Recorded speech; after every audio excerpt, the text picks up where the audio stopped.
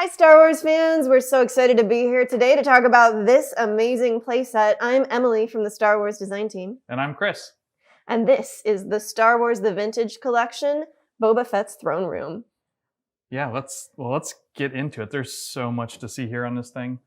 And this is really taking our world building to another level. It is. What we thought is today that we would share a little more behind the scenes and what it took for us to develop this playset, some of the stuff we explored and went through, and some of the details behind these scenes. So this one, this is the first time I feel like that we've really taken a screenshot and pulled it right out into physical reality. Yeah, it really is. And it's such a long way. I mean, growing up when I did, I had this. Bring this out. This is what the throne room playset was for so many of us for so long. And you can just see how dwarfed it is by this thing, just how much more immersive we are with what we're doing now. But that incredible history got us here. It did. And in 1983 versus 2023. Absolutely. So, yeah. So some of the things that went into how we developed this one, and I think it all started with, honestly, really great partnership and incredible reference from Lucasfilm. Yeah. So Lucasfilm gave us the most amazing photography of the set that they built for The Mandalorian and for the Book of Boba Fett. And they just really took a ton of pictures of that room, and we were able to dig through that behind the scenes. And honestly, I was in there just like charting it out and taking a little screenshot of every single little piece on here for our sculptors, naming all those, like Chalice 1, Goblet 2. Well, and I think too, like, you can see in the show just how much passion that production team had for the classic stuff, all the way down to little things like that little shell on the back wall. Absolutely. Just obscure little background minutia that you might not even have noticed in the original movies.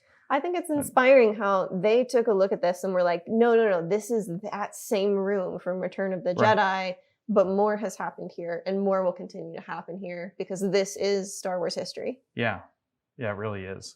So LFL's, honestly, reference was so awesome. And some of the things that inspired us from seeing their behind the scenes of the set that they used was even stuff as far as like, we were able to see shots that are kind of like behind the throne in that set and tell that the way they built the set actually had these openings on the side for the actors to enter behind the walls. And that was like, oh, that's so cool because that actually works really great for setting up a play set, that sort of side access. So even stuff that was, down to how they built the set inspired this play set. Right. Well, and things too, stuff that just helps with lighting on set and gives dynamic lighting. These grates on the back that are built into it so that if you've got really raking light from the top, you get kind of the same effects on the show, all that stuff. Absolutely. We used that inspiration, as you can see from that shot at the end of Mandalorian Season 2, where there's like stripy lighting down the back wall. We used that inspiration and created this grill that could, if light hits it at the right angle, it can actually recreate that type of lighting. Right. So we had to talk about one of our favorite moments of photographing this whole set was just recreating the shot. The shot. The shot was the end of Mandalorian Season 2, where you see Boba Fett take this throne from Bib Fortuna. Fennec is leaning on the side. She's the right-hand lady. And they were such a cool duo, such a powerful moment. And really the shot that inspired us to make this. Right. So these, I have to, clarify, these are not included in the set. These figures can be purchased separately, but they're so much fun to pose in this world. They are. And it's the moment that it became Boba Fett's throne room. I know. It's not Bib Fortuna's throne room. It's not Boba anymore, Fett's throne He's room. a carcass at this point. This was such a fun little moment, and we love posing this set with these two in the mix because they just bring it all together. Yeah. Really, this is a daimyo crime lord's throne, and this is the future saga of this scene. But this set actually looks a little better with moody lighting that kind of recaptures how dark and gritty the Mandalorian show is. It really does. And you can see that, even in the original trilogy, how dark that set is overall. But you guys did a great job recreating that on those reveal photos. Super fun. Just showing how much texture and depth there is to this thing. Yeah, and absolutely. I love in those shots too, like with Fett sitting on the throne. That leads into another thing that I love about this is how much time you guys spent working on making sure that figures would sit on that throne properly. Whether it was Bib Fortuna in his new larger bulk or Fett or whoever. Yeah, absolutely. So I don't like to take it for granted that a figure that I'm designing is definitely going to fit on some chair unless I've really tried that out because of just past experience in toy design. So I said, we work so much digitally now, but it has to go physical at some point. Mm-hmm. So actually part of my process was using my own home 3D printer here just to print out iterations of this throne to make sure that our figures can sit on it well. And actually the first time we printed the file where we had just carefully looked at the reference from the set, that it was actually too tall in the seat and the figures, legs were kind of dangling like in a kiddie chair. So, we got to lower the seat down a little, make sure that they've got their feet planted, make sure that Boba Fett can sit in there with the depth of his jetpack if you want him to sit with his jetpack on. And actually even, for me, I didn't want to stop there. I was thinking about what's going to happen in this room, and this is not canon. I have no information. Emily's brain canon. This is Emily fan art, but I was like, what if Mando takes the throne someday? Got to make sure that Mando sits. Again, this is pure speculation, but we're thinking about making sure it's an evergreen piece. And then again, depth to fit Bib Fortuna himself on that throne. Right. Well, and even the height of the seat too, just how big Bib is and how big all his legs and everything else are, just making sure all that worked well so that he could sit and look natural on there instead of feeling like he was in a high chair or something. Absolutely. So this is lowest resolution 3D printing, but just printing these out iteratively helps us to, make sure we're capturing the way that these things are going to physically interact right from the start. Yeah. Well, man, I look around the front of this thing every time, and there's so many little details too. And all the way down to, I think my favorite is probably this little droid head over here. The droid head is great. I think I said it on our past live stream, but droids need to look for other jobs. Droids well, they should not come to this palace. Yeah. This palace is not the best employment home for because it's not just that somebody ripped off that droid's head. They had to put it on a platter. I think as well, right next to it, I like the bowl of dates because that's so ancient Greece. That's so bring me my figs while I'm on my throne. Well, all that stuff too. That's some of that reference we got, where it's the reference that was taken for the new show is just so detailed, and all the little bits and bobbles in here are straight from that reference. So just the ability to fill it out, the rugs, the pillows, all that stuff. Absolutely. Even the little tapestries that are laying across the surface that are actual soft goods, die cut is little animal skin rugs. There's a piece I like in the back here that is probably far in the back of some of our photography, but there's a little drum. And I just love the idea that, again, somebody's just picking that, up in the back there. Somebody's just picking that up and drumming because this is a party throne. So another thing that we thought about, we can put that one away. Yeah. Yeah, lots of little fun stuff. So another thing that we thought about as we designed this playset is how is this going to work in your collection, in your room, and on your shelf? Right. So one of the things I love about this, it's a simple thing, but this is a shelf depth playset. I know that some of our, no offense, Chris, some of our, Razor Crests and Katanas are big. They're big, yeah. Some people have limited space. What I would say about this set is that it's packed dense, it's big, but it's actually shelf dimensions. This is gonna fit on your standard 12-inch shelf very nicely. Yeah, well, I think that's something we do take into consideration on most of our play sets. Well, all of our play sets really, and even the barge and the Razor Crest. Those things, we look at that, but obviously the Razor Crest is a hugely wide ship, so that one we have the ability to take off an engine, but the display base itself is capable of sitting on the shelf. This one, the whole thing nests on a nice shelf. It does. And you can display your other sets next to it. Yeah, absolutely. You can display the Jabba's Palace Adventure set next to this one on a shelf. It's going to look really nice in the world together. We did look at ways for that to connect, but found that, they're going to have different elevations. So it just wasn't quite right to connect them. But they're going to shelf display alongside each other to make a really great World of Tatooine. Yeah. And this thing and I think the platform of this, just how it's raised up, is really going to accentuate how figures are displayed on this. And there's so much space to display pretty much every Jabba's Palace denizen you have in your collection on here. Yeah, absolutely. to me, it feels as much like a figure display environment as a playset. It's not just the throne room; it's a place to showcase your figures. For sure. We even talked about there's probably going to be fans that want to display their Kenner collection within this setting. Yeah, which I love. I mean, managing Resident the retro stuff guy, and, and having a large vintage Kenner collection, retro figures of my own. Yeah, it's so much fun just to think about that. So yeah, I love the way that would look. Just we keep talking about details, but my gosh, there's how many pieces in here? 50 some accessories? There are 50 accessories in this set. Now that is counting Bib Fortuna's staff over there as the last piece. But yes, there are 50 accessories in this playset. So yeah, awesome little stuff that you can just rearrange, tell stories with, different meat for the spit on the grill, all of those little goblets and things. And they can be rearranged in any variety of ways. Yeah, that's something I really love about it, is that you don't have to, it's not fixed to this scene. You can change it. You can move those things around. You can take them out. You can take the throne actually off of the dais. You can take that out. You can put, if you've got the sail barge, you can grab your Jabba from that. He fits up on that throne too, or on the dais. So I know we've had some people ask about that. There's a Jabba out of a barge.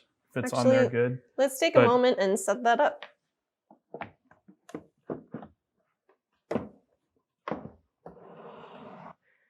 So we took a minute and we set that up because we just know there's a lot of fans that have been asking to see it. This is actually the Jabba the Hutt from the 2019 HasLab Jabba sail barge item. And we just wanted to show what one of your Jabba items, and again, this is separately purchased. This is not included with this set. But we just wanted to show if you have a Jabba from past purchases, what that looks like in this throne environment. And he looks awesome. He does. I think this might be the first time I've actually set him in there. I know you've done it previously, looking at the whole design of this thing, but that's the first time I've seen him in there. It's starting to bring to life that Return of the Jedi fantasy. It really does, yeah. I want my classic Fett and all my classic figures in there with him now. So, in fact, let's bring up our Kenner Jabba the Hutt. This guy. Yeah, what does he look like in there? Drop him in there. This is so incredible. Crazy, but yeah, it's great. I think that it just speaks to how much effort you guys put into making this so deluxe and so authentic. It showcases anything you put in there. Yeah, absolutely. And having the arch, it's part of the design from the show, but the arch just frames everything nicely and really showcases whatever you put in there. So yeah, that's fun. The original slug. Yep.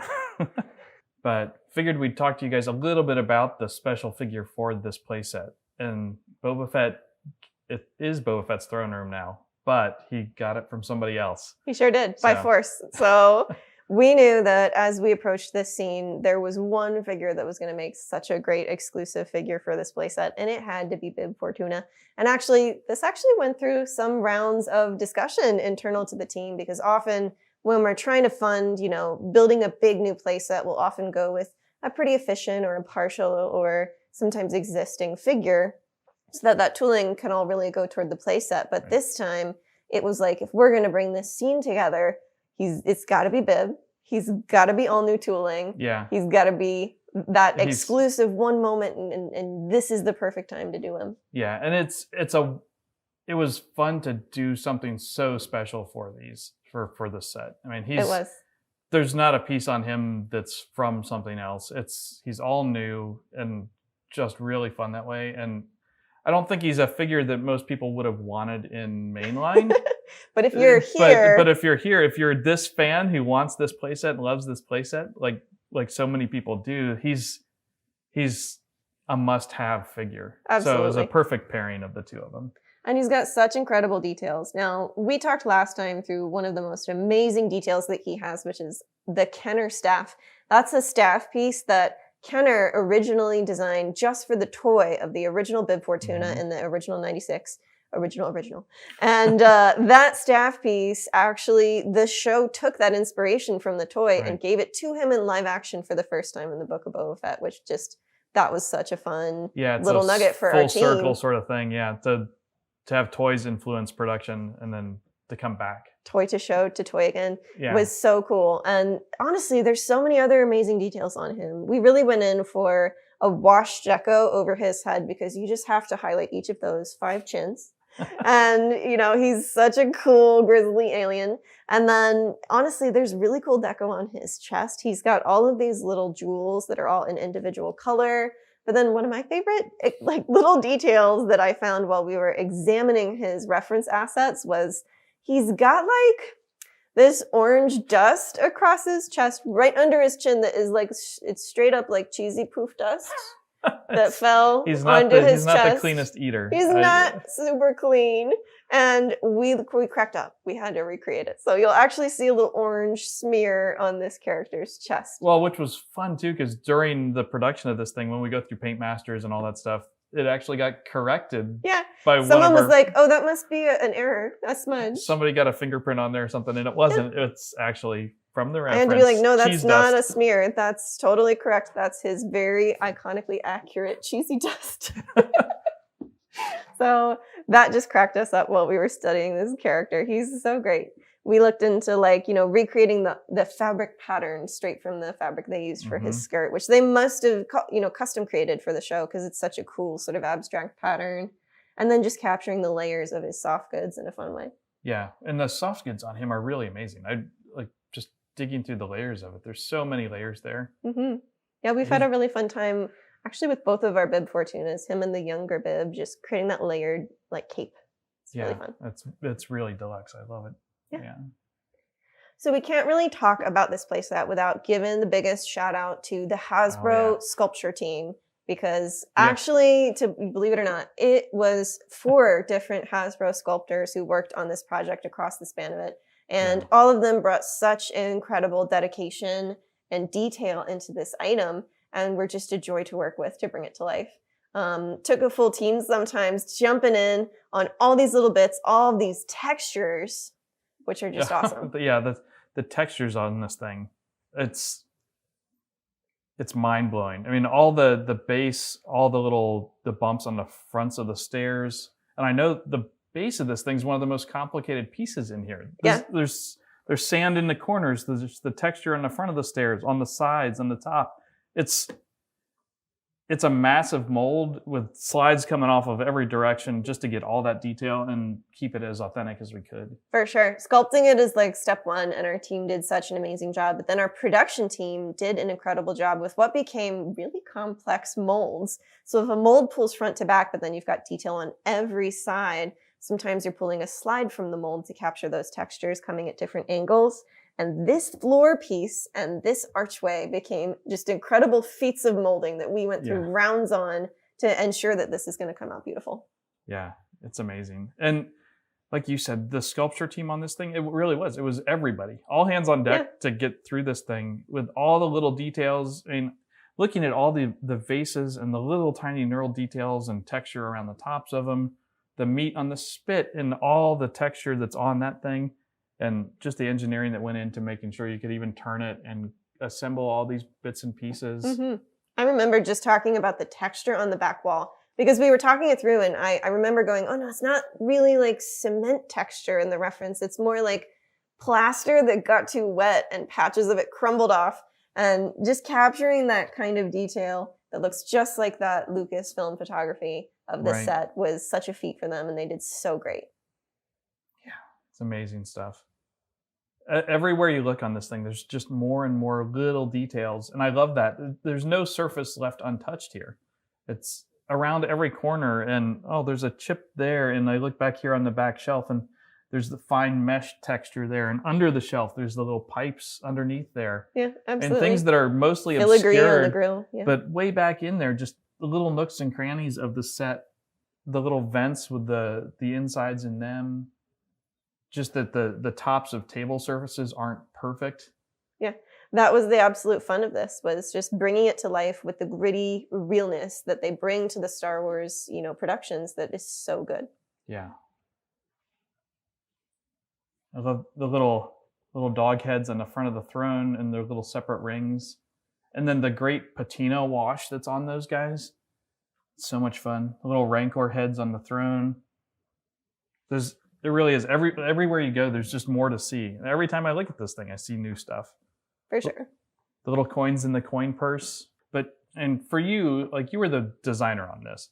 What was your challenge here? What was the thing that took all the time for you? Sure. So a little bit of real talk for you guys. We wanted to be authentic and discussing what was challenging for us about this playset. And to be honest, after all of the incredible work that we did with the sculpt team and the painters and everyone and with Lucasfilm, this playset almost didn't come out.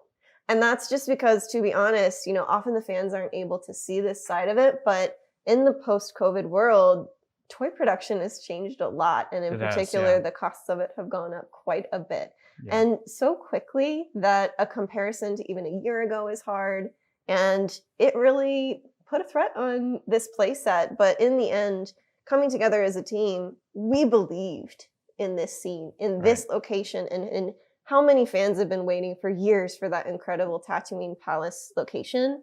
And, just believing in that, we had to make sure that this came out in the right way. So there was a time when all that work was keeping us a little nervous. It is. It's a harrowing time. I mean, the world's a different world than it was 2 years ago, but it dovetailed so nicely into this new kind of thing we wanted to do, and a new type of product in partnership with Pulse to really bring something like this out and celebrate something bigger than any other playset we had done. For sure. With more detail and all the richness of that.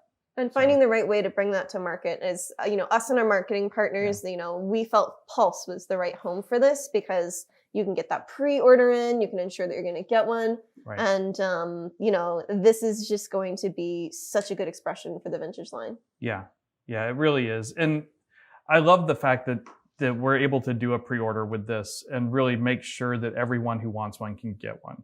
I think that's key to this thing. Because it's so big, wanted to make sure everybody had enough time to come up with funds for it. We know it's a pricey thing, but man, I think we've over-delivered on what that is for where we are now too. And it's a shocking piece in person. Every time I see it, it's bigger than my memory makes it. And it's huge. I mean, it is. It's more than half the size of the barge. And even deeper. It's crazy. So I really love it. It's great. And you guys did such a fantastic job.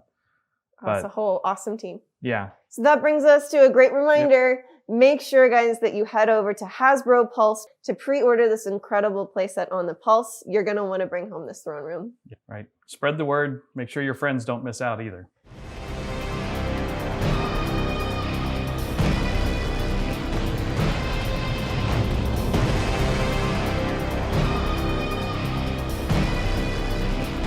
You could own the throne.